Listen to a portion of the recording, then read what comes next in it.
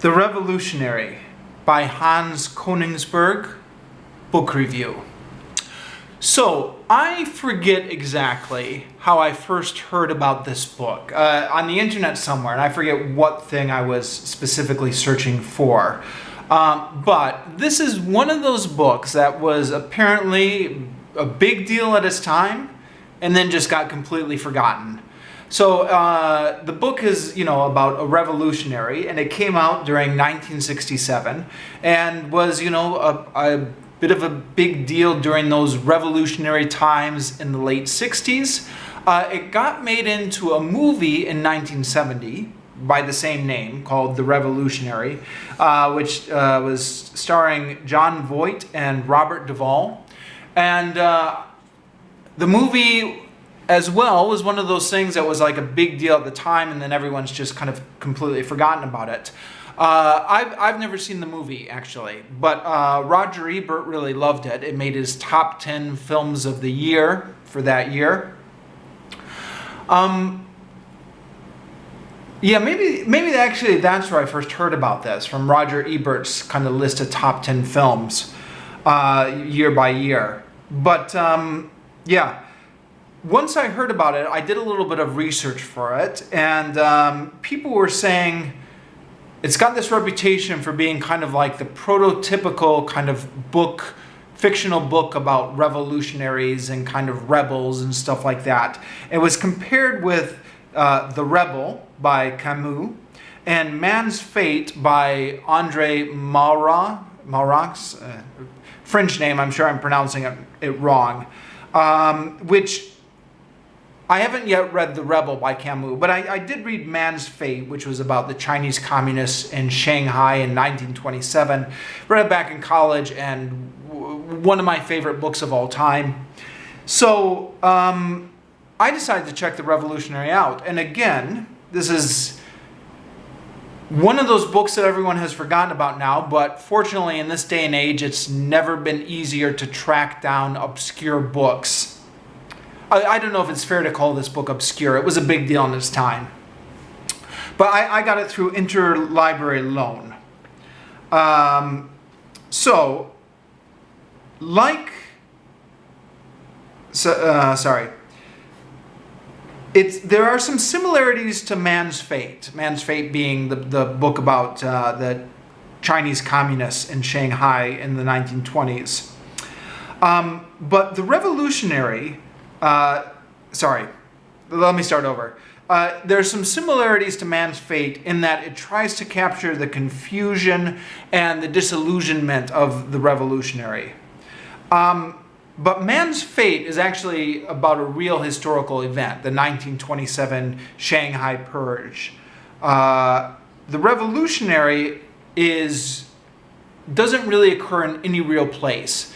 So there are no references to any real time or any real country or anything. There's just a political party, and they're just referred to as the Radical Party or the Reds. The main character is simply called A. So I think the idea is it's not supposed to be connected to any specific historical context. It's just supposed to be the generic experience of a revolutionary, which the reader could kind of apply to any historical context they want. Now, maybe somebody could help me out on this, because I admit to not being an expert on this, but I've read a couple kind of literary critics or kind of authors who complained about this type of book. So I think this type of book might have been in style for a time during the 60s and 70s.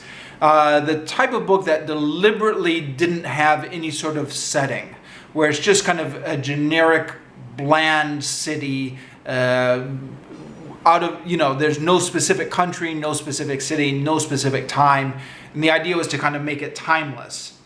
Yeah, I think that it was popular for a time, and then there was a backlash against it, because then people decided it was much more interesting if you actually had the story being in a specific place in a specific time.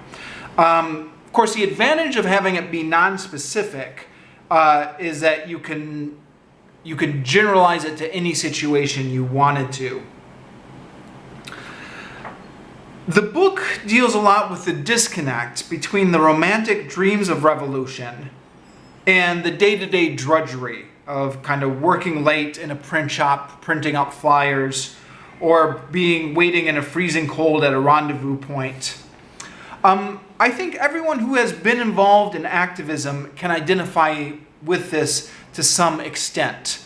I would be flattering myself to call myself a revolutionary, but I can identify with this enough in the sense that when I was younger, when I was 18, 19, you kind of read or watch on, the History Channel, not the History Channel, the History Channel is crap. But you watch these documentaries about kind of great activists and kind of great protest movements, and you kind of get caught up in these romantic dreams of revolutionary bravado, and then you kind of try and get involved in politics only to discover that day-to-day activism is just so mind-numbingly boring, and it's not at all romantic, and it's just kind of a day-to-day slog. So to that extent, I can definitely identify with it. The disconnects between the romanticism of revolution and this just a day-to-day boringness of activism. And the character A explains near the end of the book. He says, "You mustn't be disappointed. I know this is not the way you'd expect things to be. Me neither. It's hard to explain from a distance. When you're sort of floating above it all, it seems so simple. Just a matter of being determined. But then the closer you are, the more complicated it is. You get lost in the details."